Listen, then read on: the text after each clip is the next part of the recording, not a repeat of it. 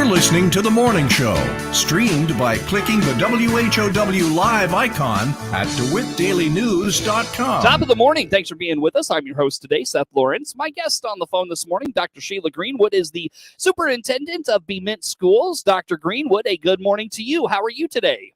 Good morning, Seth. I'm doing well. How about yourself? I'm doing good. Thanks for asking, and thanks for taking time with us. Always good to have you on the program. And Dr. Greenwood, of course, it's hard to ignore the mask mandate from last week on Friday afternoon. Of course, Sangamon County judge, and I'm going to blank on her name here at this moment, but basically put a temporary restraining order on the mask policy for Illinois schools. And really what a lot of school districts have been asking for the last almost year or so is the autonomy to make their own decisions. And first of all, your reaction to that ruling from last Friday. What did you think? How did you hear about it? What were your thoughts?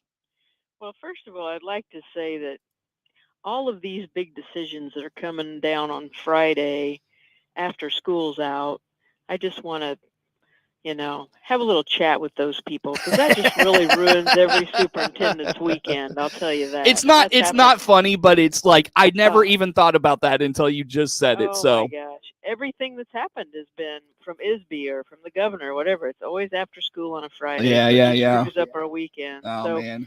Basically, kind of heard about it along with others, and the problem with it in Judge Grushow's ruling is the fact that she left too many loose ends. And so it was confusing, and it's been interpreted so many different ways. So it kind of just goes with whatever your school attorney, whatever their interpretation is how they're advising people. Mm-hmm. And, so there's the one camp of it wasn't a class action suit. So the 146 districts or however many there were that were named as plaintiffs, that it directly affects those districts. And Mm-hmm. then there's the other camp where people say, no, it was overarching, and covered the entire state. Well, when it goes to the appellate court, then it's going to, no matter what, it's going to cover the whole state. And we expect for the appellate court to hear that and rule on that on or before the 17th. So the 17th can't come soon enough. I think we're all ready to have some answers and move forward.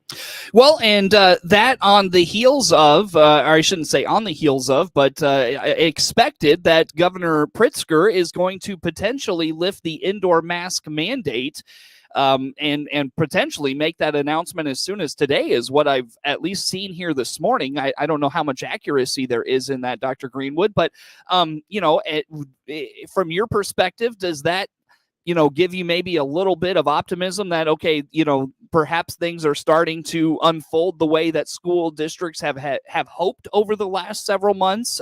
What do you think about that? I don't know if you've even heard or seen that. So how about those things?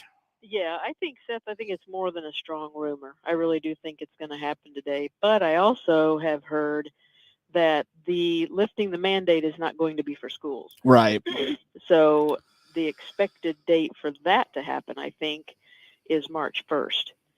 So, but if the appellate court upholds the decision that came out of Sangamon County, then it could be as soon as the 17th. So Mm-hmm. It's just one of those things that we just don't know yet how that's going to play out. But I think it's a step in the right direction because the numbers are plummeting. And so, if the numbers would happen to skyrocket again and we got into some really bad stuff, then I'm sure we'd have to reevaluate. But as the numbers are declining, it gives us optimism that, we're going to be able to at least get this behind us in some form or fashion. So, sure. Yeah. Yeah. Well, and of course, this is going to be an issue that we'll be talking to your successor about potentially. But is this just temporary relief? To appease the upcoming election cycle. To try to gain some political goodwill, if you will, for the upcoming election cycle, or will this be something that is permanent? How do you feel about that, Dr. Greenwood? You know what? Your guess is as good as mine, because what motivates sometimes politicians, and especially when they're running for re-election, is just it boggles my mind sometimes how things can change with that. And I think that part of the rumor mill was that he was going to lift the indoor mask mandate today, but hold off on the schools because of CPS and some of the things going on there. And, you have the only two major teachers unions are strongly in support of the mask mandate. So it's one of those things where, when the unions at the state level are coming out and strongly saying that, then it just causes people to have a lot of different angles of motivations to do things. So I think once we get rid of the masks, unless we have just a terrible relapse, I don't think the masks will be back. Well, Dr. Greenwood, again, our guest, Dr. Sheila Greenwood, superintendent of Bement Schools. By the way, morning show streams live at Facebook Live and YouTube TV these days, and it's brought to you by Peterson Insurance, your Pekin Insurance agent in Clinton. Not to bury the lead, Dr. Greenwood, but the $1 million question for your district. What did you do when you heard the news on Friday, and how did you handle this particular week, and what's the plan for the weeks ahead? Well, the first thing that we did was obviously each superintendent communicated with their school board, and then honestly, the whole weekend was spent talking with attorneys and colleagues.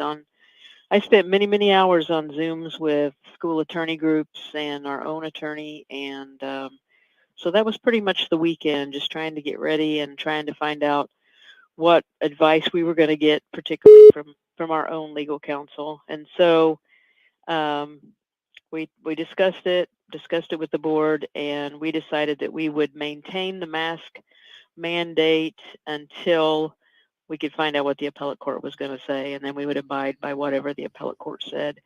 And it's one of those things where it was a little bit of a controversial choice either way, because there's just two different ways to interpret the ruling, with it not being class action and not being being a Sangamon County court. Typically those do not rule over the entire state, but the appellate court, however, will. So we went that route, and we were a minority, I think, maybe in our area, but there were still quite a large number of schools in the state that were following the mandate. It was something like 500 to 250 or something like that. So I know those numbers have dwindled in the last few days, as several other schools in our area have gone to masks optional. Right. So that is something we're going to be talking with our school attorney again today, keeping an eye on what's going on with the appellate court case, and then the board meeting tonight, I'm sure it'll be a topic of discussion for sure. Oh, you think so? Oh yeah, with okay. the board, we always discuss. I was being sarcastic, Dr. Green. Oh, I'm okay, sorry. okay. I'm sorry. Yeah, no, I didn't read that right. So no, that's okay. That's all right. But I think we'll have a little heart to heart and talk about our attorney's advice and kind of see where we are as a district. And I was very pleased with the fact that we didn't have anyone that refused to wear a mask on Monday or Tuesday. So, and today the same thing, which has been nice. And it just creates a much better learning environment when you don't have controversy. And, that does not become your total focus. You can still teach kids. And that's what we're here for, whether we're masked or not masked. And we just want to do a good job with that. So we'll see how things stand after tonight's board meeting. Yeah, I was going to say, do you think that it could be subject to change, depending on what the board says, maybe what and I don't know if the board will be swayed by the atmosphere or the support or the, whatever of it. But is it subject to change, I guess, is the question. Well, I think that what our school attorney advises us will be the advice that will go on. We really try to keep things, people being upset with decisions and things. A lot of times people don't know all the information.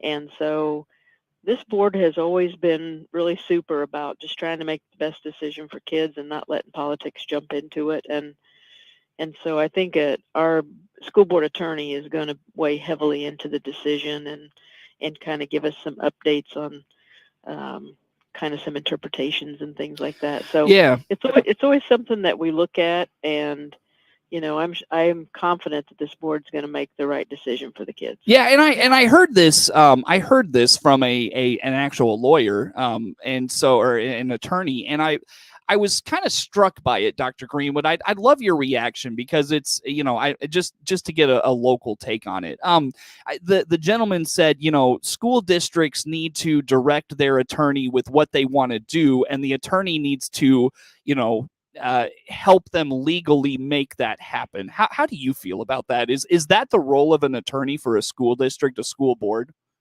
Well, I tell you what, there are a lot of attorneys in the state of Illinois that get big bucks to say it depends. And whenever you have the response of it depends, I could say that and make $300 an hour. So I think you have to have somebody that's going to tell you, hey, is this a safe and right thing to do? And if they say it depends, then you have to ask, is it the right thing to do? Because I think what he said, there's some truth to that, because I think they will just tell you the odds of, the chances are that you'll face some litigation, or chances are you're not going to face litigation. And the first thing that our school district attorney said to me when I emailed and talked to her right after the ruling came down was, this does not apply to Bement. And so that was the first statement, and that, that kind of helped drive our decision in knowing that even if the appellate court comes down with it later, we will abide by whatever the appellate court says, obviously. Yeah. But with her firm's interpretation of it being primarily the 146 districts or whoever it was that were named the plaintiffs, they were for sure have to do it. And I think other schools just found that it was their crack in the door and their opportunity to maybe jump into that and test the waters a little bit. Yeah. And so, with that said, Dr. Greenwood, and not to make this a campaign on your legal representation or anything like that, but, you talk about, you just said it, there's school districts that see this as their opportunity to seize back local control and make their decisions. And I'm not saying you should do this, but, just the thought came to my head. You don't like what your attorney had to say. There's probably attorneys out there that would, and firms out there that would be absolutely willing to go with you into this fight. And I'm not saying you should switch legal representation, but is that at all a circumstance you could see happening, or, a valid thought at least? Yeah, I mean, it's not that I disagree with their interpretation. I have in all the Zoom meetings that I was on in the weekend, you could easily see the two camps divided. Some attorneys felt strongly one way, some attorneys felt strongly another way. So, it just kind of, to quote a lot of attorneys, it depends on, who's representing you and that kind of thing. And I think the part that I think bothers me the most about this entire thing is the fact that people have made COVID political. And I really dislike that, because I don't feel like it's political at all. And, I have friends and family members that have lost their lives due to COVID that wouldn't have lost their lives with the flu or whatever. So I hate that it's become political. And I hate that, that I think Pritzker he's made a lot of decisions that have made people very unhappy. And so I think people have become so divided on things because of him that it's really become more of that than it has to do with, the right thing with COVID. Mm-hmm. Well, and I can just kind of tell by the the longer this discussion goes on, and I'm sure you had to deal with this all weekend, but I can just tell you're worn out from it. I can just feel that vibe. You know what I mean? Oh my gosh, you have no idea. I mean, I just was telling my assistant, I just feel like I've been hit by a truck, and Mm-hmm. It's not just, I'm not sick. I'm just absolutely beat down and exhausted. And I think my colleagues are in the same boat, and we need a decision that can just cover the state and just let us move on and educate the kids and not have to worry about, the two camps of the support and the disagreeing groups and things like that, is just let us do our thing. Sure. Yeah. For sure. Well, Dr. Greenwood, let's take a time out here. We'll regroup and come back. Dr. Sheila Greenwood, Superintendent of Bement Schools, my guest on the phone this morning on the WHOW Morning Show. We're streaming live on Facebook Live and our YouTube channel, WHOW TV, and it's all brought to you by Peterson Insurance, your Pekin Insurance agent in Clinton. More to come with Dr. Sheila Greenwood, Superintendent of Bement Schools, next on the WHOW Morning Show.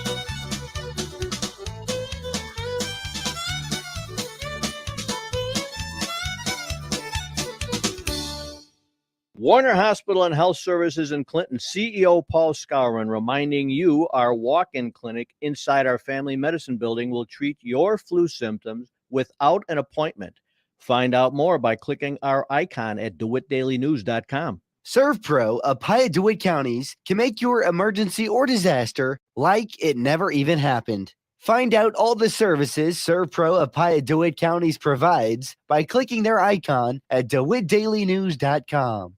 Ace is the place with the helpful hardware, folks. You have a list of things. None of those things say, wander around a warehouse looking for somebody to help you. Nope. You have a list of things and Ace has them. From lawn and garden brands you trust. We also have local experts who make sure you get everything you need. Because at Ace, we have our own list and great service is at the top. Hi, this is Sheila at Gibson Ace in Clinton, the helpful place. Stop by our store today where our helpful staff are ready to assist you. If you're looking for local hunting and fishing information, then join us for Central Illinois Outdoors with me, Jared White, Sundays at 8 a.m. here on WHOW. Every weekend, we'll offer detailed local fishing reports from professional guides. We'll swap stories with local celebrity sportsmen, and I'll invite you to share your stories as well. Central Illinois Outdoors with Jared White, every Sunday morning at 8 on all WHOW platforms and on demand at CentralIllinoisOutdoors.com. Brought to you by Bob Ridings in Pana and the Clinton, Illinois Chamber of Commerce and Tourism Bureau. Hey, this is Todd Gleason from Illinois Extension here with a time change for our daily market report on WHOW. You can now catch our daily review of the commodity markets at 5:06 on all of WHOW's many platforms. You'll still hear all of our commodity analysts and weather professionals each afternoon, but at a brand new time. And you'll still hear the weekly wrap-up of the commodity markets right here on WHOW when Commodity Week airs Saturdays at 8:30 a.m. Remember the time change for the daily closing market report on WHOW at our new time, 5:06 p.m. weekdays. You're listening to The Morning Show, streamed by clicking the WHOW Live icon at DeWittDailyNews.com. Once again, good morning. Thanks for being with us. I'm your host today, Seth Lawrence. Our WHOW Morning Show streams live to Facebook Live and YouTube, and it's brought to you by Peterson Insurance, your Pekin Insurance agent in Clinton. Dr. Sheila Greenwood is the superintendent of Bement Schools and joins me on the program this morning. And Dr. Greenwood, I keep seeing Sarah Gordo Bement popping up in those almost the top 10 of the state basketball, boys basketball rankings. Your young guys are having a great season. How about that?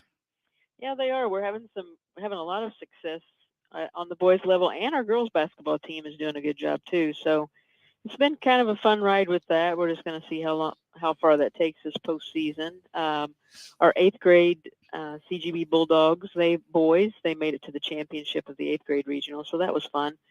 And we got some middle school volleyball going on. And before you know it, it's so hard to believe, but before you know it, we're going to have spring sports starting. Oh, my gosh. Holy smokes. It's crazy. Yep. But our baseball diamond, we've got our scoreboard's going to be installed in a couple weeks. Oh, and cool. Our little building's going to be built. So it's going to look very nice out there, and it'll be a good facility for the kids. Cool. Very good. Well, what else is happening in the extracurricular world? What are the kids doing these days?